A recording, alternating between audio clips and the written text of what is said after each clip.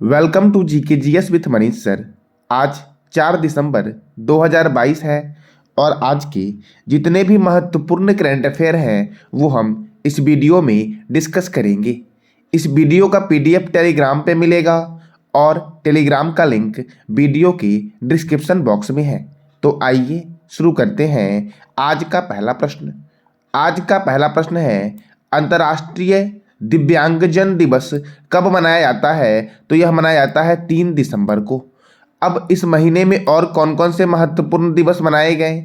तो विश्व एड्स दिवस 1 दिसंबर को मनाया गया, बीएसएफ स्थापना दिवस 1 दिसंबर को मनाया गया, अंतर्राष्ट्रीय गुलामी उन्मूलन दिवस 2 दिसंबर, विश्व कंप्यूटर साक्षरता दिवस 2 दिसंबर को मनाया गया, राष्ट्रीय प्रदूषण नियंत्रण दिवस 2 दिसंबर को मनाया गया, अंतर्राष्ट्रीय दिव्यांगजन दिवस कब मनाया गया? तो 3 दिसंबर को मनाया गया। अब अगला प्रश्न है, हाल ही में तीसरा ब्लाइंड T20 वर्ल्ड कप 2022 का ब्रांड एम्बेसडर किसे बनाया गया है? तो यह बनाया गया है युवराज सिंह को। तीसरा ब्लाइंड T20 वर्ल्ड कप का ब्रांड एम्बेसडर किसे बनाया गया है? तो युवराज सिंह को बनाया गया है। ठीक है साथियों, अब देखो यह जो आपका ब्लाइंडलेस वर्ल्ड कप है आपका 5 दिसंबर को शुरू होगा। इसमें 7 देशों के क्रिकेटर भाग ले रहे हैं, भारत, ऑस्ट्रेलिया, बांग्लादेश, नेपाल, पाकिस्तान, दक्षिण अफ्रीका और श्रीलंका। साथियों ऑस्ट्रेलिया के बारे में आप जो भी जानते हो इसका जवाब देना है कमेंट बॉक्स में आपको। अब क्रिकेट, तो क्रिकेट जो आपका है, क्रिकेट का सर्वोच्च संस्था है आईसीसी, इंटरनेशनल क्रिकेट काउंसिल, जिसका हेडक्वार्टर है दुबई में और इसकी स्थापना हुई थी 15 जून 1909 को और इसके चेयरपर्सन है ग्रेग वारकेले। इसके डिप्यूटी चेयरमैन कौन है? तो इमरान ख्वाजा है आईसीसी के डिप्यूटी चेयरमैन।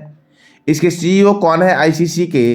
तो जियोफ एलर्डिस इसके सीईओ है। अब देखो भारत में कौन कंट्रोल करता है क्रिकेट को? तो बीसीसीआई। इसका फुल फॉर्म क्या है? Board of control for cricket in India और इसका मुख्यालय है मुंबई में। इसकी स्थापना 1928 में हुई और प्रेसिडेंट है रोजर बिन्नी। कौन है साथियों प्रेसिडेंट? तो रोजर बिन्नी बीसीसीआई के प्रेसिडेंट है। और आईसीसी के प्रेसिडेंट कौन है? तो आईसीसी के प्रेसिडेंट जो आपके हैं वो है ग्रेग वारकेले। क्रिकेट का जन्म हुआ था इंग्लैंड में।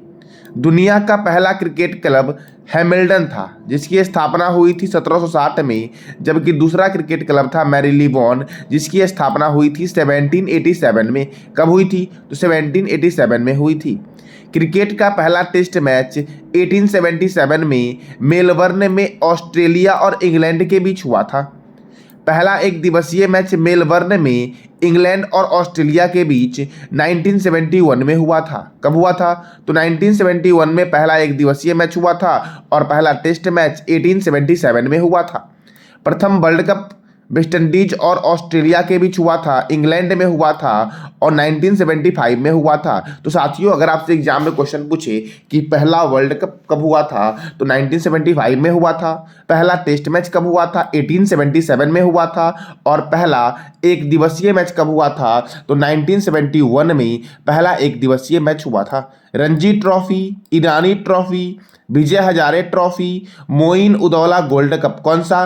तो Moin Uddaula gold cup, Cooch Behar cup, Duleep trophy, champions trophy, Wills trophy, Asia cup और एसएच कप का संबंध किससे है? तो क्रिकेट से है।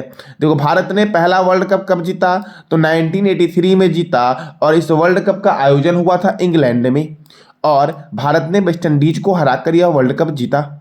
और दूसरा वर्ल्ड कप भारत ने 2011 में जीता और यह वर्ल्ड कप भारत, श्रीलंका और बांग्लादेश में आयोजित किया गया था जिसमें भारत ने श्रीलंका को हराकर दूसरा वर्ल्ड कप जीता था 2011 में। अब अगला प्रश्न है आपका, हाल ही में 65वां राष्ट्रीय निशानेबाजी चैंपियनशिप में किसने दोहरा स्वर्ण पदक जीता है? तो यह जीता है सरबजोत सिंह ने।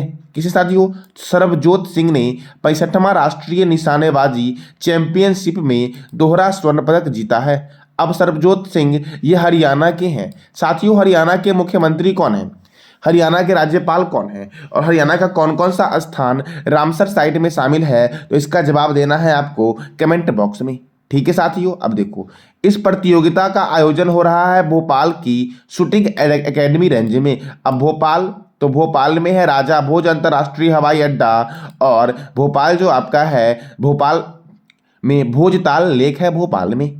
अब अगला प्रश्न है आपका, हाल ही में दिसंबर महीने के लिए कौन सा देश संयुक्त राष्ट्र सुरक्षा परिषद अर्थात UNSC United nation security council की अध्यक्षता ग्रहण की है? तो अपना देश भारत ने यूएनएससी की अध्यक्षता ग्रहण की है दिसंबर महीने में।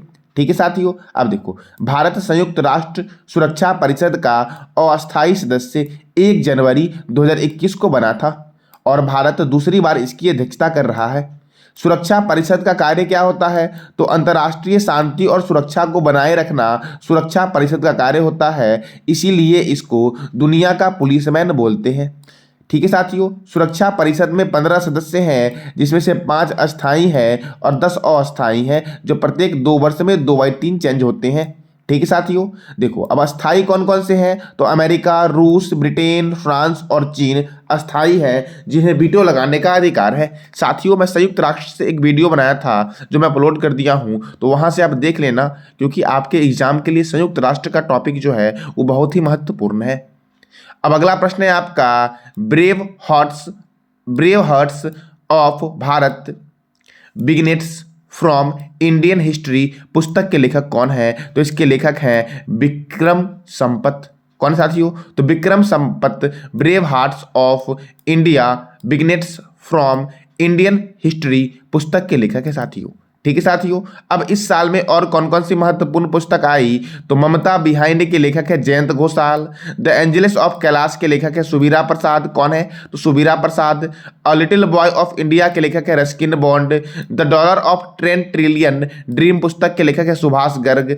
फियरलेस गवर्नेंस के लेखक हैं Kiran Bedi. A history of Sriniketan के लेखक हैं उमा दास गुप्ता। कौन साथियों? तो Uma Das Gupta. The great tech game पुस्तक के लेखक है अरुंधति सूरी। बैचलर डैड के पुस्तक के लेखक है Tushar Kapoor. Tom of sand रेत की समाधि के लेखक है कौन? तो गीतांजलि श्री। साथियों, गीतांजलि श्री को इस पुस्तक के लिए एक पुरस्कार दिया गया है, तो कौन सा पुरस्कार दिया गया है उसका जवाब देना है कमेंट बॉक्स में आपको। ए नेशन टू प्रोटेक्ट के लेखक है प्रियम गांधी मोदी। उड़ान एक मजदूर बच्चे की लेखक है Mithilesh Tiwari. The speed of cricket in India के लेखक है Steve Shaw. How to earth god its beauty के लेखक है सुधा मूर्ति। विल पावर पुस्तक के लेखक है सोजेट मरीन। कौन है विल पावर के लेखक? तो सोजेट मरीन है। मुस्कुराते चंद लम्हे और कुछ खामोशियां के लेखक हैं जीवेश नंदन। कौन साथियों? तो जीवेश नंदन है। The philosophy of modern song Bob Dylan from dependence to self reliance पुस्तक के लेखक है Bimal Jalan. Nuclearisation of Asia के लेखक है Rene Nava. The world of family history के लेखक हैं साइमन शाहबाग। नीडर शासन पुस्तक के लेखक हैं कौन? तो किरण बेदी। यही है फियरलेस गवर्नेंस अर्थात नीडर शासन के लेखक कौन है? तो किरण बेदी। गोल्डन बॉय नीरज चोपड़ा के लेखक है नवजीत सिंह। Golden boy Neeraj Chopra. साथियों, नीरज चोपड़ा स्टेडियम कहाँ है? इसका जवाब देना है कमेंट बॉक्स में आपको। अब अगला प्रश्न है आपका, हाल ही में किसे राष्ट्रीय पिछड़ा वर्ग आयोग के अध्यक्ष के रूप में पदभार संभाला है? तो हंसराज गंगाराम अहिर को राष्ट्रीय पिछड़ा वर्ग आयोग के अध्यक्ष के रूप में नियुक्त किया गया है हंसराज गंगाराम अहिर को। अब राष्ट्रीय पिछड़ा वर्ग आयोग, तो इसका गठन हुआ था 1993 में और इसका हेडक्वार्टर कहाँ पर है? तो नई दिल्ली में इसका हेडक्वार्टर है। साथियों, नई दिल्ली के बारे में मैंने आपको कई बार बताया है, तो आज आपको बताना है कि नई दिल्ली के बारे में आपने क्या क्या सीखा अब तक में। अब अगला प्रश्न है आपका, हाल ही में छत्रपति शिवाजी महाराज वास्तु संग्रहालय को संस्कृत विरासत संरक्षण 2022 का UNESCO Asia Pacific award of excellence दिया गया है। यह किस राज्य में स्थित है? तो यह है महाराष्ट्र के मुंबई में स्थित है छत्रपति शिवाजी महाराज वास्तु संग्रहालय। ठीक है साथियों, और इन्हें कौन सा अवार्ड दिया गया है? तो पैसिफिक अवार्ड ऑफ एक्सीलेंस दिया गया है। किसके द्वारा? तो यूनेस्को के द्वारा दिया गया है। अब यह महाराष्ट्र में है, तो महाराष्ट्र की राजधानी है मुंबई। महाराष्ट्र के गवर्नर है भगत सिंह कोश्यारी। महाराष्ट्र के मुख्यमंत्री हैं एकनाथ शिंदे। महाराष्ट्र में राज्यसभा 19 है और लोकसभा 48 है। चंदोली राष्ट्रीय उद्यान महाराष्ट्र में है। लोनार वन्यजीव अभयारण्य महाराष्ट्र में है, गढ़चिलौरी वन्यजीव अभयारण्य महाराष्ट्र में है और मुक्ताई भवानी वन्यजीव अभयारण्य महाराष्ट्र में है। साथियों, ये 3 वन्यजीव अभयारण्य आपको दिख रहे हैं, ये तीनों नए वाले वन्यजीव अभयारण्य हैं। साथियों, आपको बताना है कि सर्वाधिक वन्यजीव अभयारण्य की संख्या कहाँ पर है। और दूसरा प्रश्न आपसे है कि सर्वाधिक वन्यजीव अभयारण्य की संख्या किस राज्य में है। तो इस दोनों प्रश्न का जवाब आपको देना है कमेंट बॉक्स में। अब सार्वजनिक शौचालय की स्थिति को सुधारने के लिए राइट टू पी अभियान महाराष्ट्र ने शुरू किया। चीनी का सबसे बड़ा उत्पादक राज्य कौन बना है। तो महाराष्ट्र बना है। 2021 में विदेशी पर्यटकों की संख्या सबसे अधिक महाराष्ट्र और तमिलनाडु में थी। मुख्यमंत्री ने दही डांडी को आधिकारिक खेल घोषित किया है। कहाँ के मुख्यमंत्री ने। तो महाराष्ट्र के मुख्यमंत्री ने। महाराष्ट्र के मुख्यमंत्री कौन है। तो एकनाथ शिंदे है महाराष्ट्र के मुख्यमंत्री। ठीक है साथियों, वंदे मातरम पहल की शुरुआत जो की गई थी वो महाराष्ट्र में की गई थी। वंदे मातरम पहल की शुरुआत। अब देखो, यूनेस्को के बारे में जानते हैं। तो United Nation Educational Scientific and Cultural Organisation, इसका मुख्यालय है पेरिस में और इसकी स्थापना हुई थी 16 नवंबर 1945 को। यूनेस्को के डायरेक्टर जनरल है आंद्रे अजेलो। 2050 तक ग्लेशियर पिघल जाएंगे और येलोस्टोन नेशनल पार्क तथा किलिमंजारो नेशनल पार्क नष्ट हो जाएंगे। ऐसी रिपोर्ट किसने दी है। तो यूनेस्को ने दी है। साथियों, मैं तो येलोस्टोन के बारे में कई बार बताया हूँ आपको कि येलोस्टोन नेशनल पार्क अमेरिका में है। आपको बताना है किलिमंजारो नेशनल पार्क कहाँ है। इसका जवाब देना है कमेंट बॉक्स में आपको कि किलिमंजारो नेशनल पार्क कहाँ है। ठीक है साथियों, अब अगला प्रश्न है आपका, हाल ही में किसने रिटेल इंडिया रुपया लॉन्च करने की घोषणा की है। तो रिटेल इंडिया रुपया जो लॉन्च किया गया है वो रिजर्व बैंक ऑफ इंडिया के द्वारा किया गया है। रिजर्व बैंक ऑफ इंडिया को बैंकों का बैंक बोलते हैं। रिजर्व बैंक ऑफ इंडिया को, रिजर्व बैंक ऑफ इंडिया का हेडक्वार्टर है मुंबई में। इसकी स्थापना हुई थी 1 अप्रैल 1935 को और इसके प्रथम गवर्नर है सर ऑसबॉर्न स्मिथ। कौन साथियों। तो ऑसबॉर्न स्मिथ आरबीआई के प्रथम गवर्नर है। प्रथम इंडियन गवर्नर है सीडी देशमुख, चिंतामणि द्वारिकानाथ देशमुख और आरबीआई के जो गवर्नर वर्तमान में है वह शक्तिकांत दास। ठीक है साथियों, और आरबीआई का राष्ट्रीयकरण कब हुआ था। तो 1949 को हुआ था। साथियों, पहली बार कितने बैंक का राष्ट्रीयकरण हुआ था। इसका जवाब देना है कमेंट बॉक्स में आपको कि पहली बार कितने बैंक का राष्ट्रीयकरण हुआ था। अब बैंक से संबंधित बहुत सारे अभियान हैं और योजनाएं हैं, जैसे कि पंजाब नेशनल बैंक के द्वारा व्हाट्सएप बैंकिंग सेवा की शुरुआत की गई।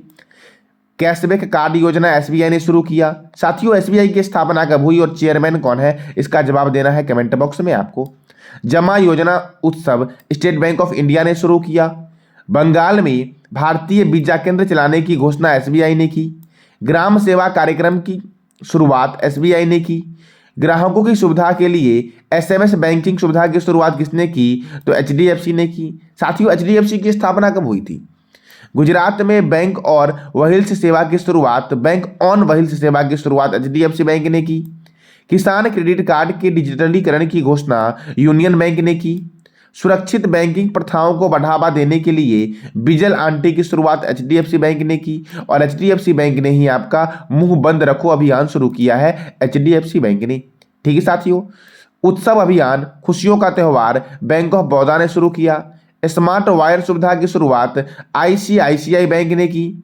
धन वर्षा योजना की शुरुआत किसने की। तो एलआईसी ने की। Life insurance corporation. साथियों, लाइफ इंश्योरेंस कॉर्पोरेशन के चेयरमैन कौन है। तो इसका जवाब देना है आपको कमेंट बॉक्स में। अब अगला प्रश्न है आपका, हाल ही में पंजाब नेशनल बैंक के नए कार्यकारी निर्देशक कौन बने हैं। तो पंजाब नेशनल बैंक के जो नए कार्यकारी निर्देशक बने हैं आपके, वो बने हैं एम परमाशिवम। कौन बने साथियों। तो एम परमाशिवम। अब देखो, पंजाब नेशनल बैंक तो इसका हेडक्वार्टर है नई दिल्ली में और इसकी स्थापना कब हुई थी। इसका जवाब देना है कमेंट बॉक्स में आपको। अब अगला प्रश्न है आपका, हाल ही में विजय हजारे ट्रॉफी किसने जीती है। तो विजय हजारे ट्रॉफी ने जीता किसने। तो सौराष्ट्र ने जीता महाराष्ट्र को 5 विकेट से हरा करके। ठीक है साथियों, ऑप्शन में आपको 4 दिख रहे होंगे, जिसमें गोवा दिख रहा होगा आपको। तो गोवा के बारे में मैं कंटिन्यू बताया हूँ। गोवा में मांडोवी नदी है। गोवा में आपका दूध सागर झरना है। तो आपको बताना है आज कमेंट बॉक्स में कि गोवा की स्थापना कब हुई और गोवा पुर्तगाल से आज़ाद कब हुआ और कौन सा ऐसा प्रथम पुर्तगाली व्यापारी था जो भारत आया था और भारत में वो कहाँ आया था। तो इसका जवाब देना है कमेंट बॉक्स में आपको। ठीक है साथियों, अब देखो इसका आयोजन कहाँ हुआ, तो अहमदाबाद के नरेंद्र मोदी स्टेडियम में हुआ। सौराष्ट्र ने महाराष्ट्र को 5 विकेट से हराया। ठीक है साथियों, अब देखो फाइनल में सर्वश्रेष्ठ खिलाड़ी कौन बने, तो शेल्डन जैक्सन ने 135 गेंद में 133 रन बनाया। ये फाइनल में सर्वश्रेष्ठ खिलाड़ी बने। प्लेयर ऑफ द टूर्नामेंट कौन बने, तो ऋतुराज गायकवाड़ जो 5 खेल खेले, रन 660 और औसत था इनका 220। ठीक है साथियों, सर्वाधिक रन किसने बनाया, तो एन जगदीशन ने बनाया, ये तमिलनाडु की तरफ से, और 830 रन 8 पारियों में इसने बनाया। उच्चतम स्कोर जो बनाया आपके वो एन जगदीशन ने ही बनाया 140 गेंदों में 272 अरुणाचल प्रदेश के खिलाफ। ठीक है साथियों, सर्वाधिक चौके किसने मारे, तो एन जगदीशन ने ही मारे 8 पारियों में 73 चौके। सर्वाधिक छक्के किसने मारे, तो ऋतु गायकवाड़ ने मारे, ये 5 पारियों में 34 छक्के मारे। ठीक है साथियों, और सर्वाधिक विकेट किसने लिया, तो वासुदेव कौस्की ने लिया, कर्नाटक की तरफ से 9 मैचों में इसने 18 विकेट लिया। ठीक है साथियों, तो ये था आज का आपका महत्वपूर्ण करंट अफेयर। कल मैंने आपसे क्वेश्चन पूछा था कि हाल ही में अंतर्राष्ट्रीय फिल्म महोत्सव की 53वें संस्करण की सर्वश्रेष्ठ फिल्म के रूप में गोल्डन पिकॉक किसने जीता है, तो गोल्डन पिकॉक जीता है आई हैव इलेक्ट्रिक ड्रीम्स ने। किसने, तो आई हैव इलेक्ट्रिक ड्रीम्स ने जीता है साथियों। आज का आपका प्रश्न है, हाल ही में भारत और किस देश के बीच अग्नि योद्धा अभ्यास के 12वें संस्करण का समापन महाराष्ट्र के देवलाली में हुआ है। तो इसका जवाब देना है कमेंट बॉक्स में आपको कि ये कहाँ पे हुआ है आपका अग्नि योद्धा अभ्यास का आयोजन। ठीक है साथियों, तो ये किस देश के बीच हुआ है, तो इसका जवाब देना है कमेंट बॉक्स में आपको, और ये हुआ कहाँ है, तो महाराष्ट्र के देवलाली में हुआ है। साथियों ये था आज का आपका महत्वपूर्ण करंट अफेयर। जानकारी अच्छी लगी हो तो लाइक करें, शेयर करें और सब्सक्राइब करें। धन्यवाद।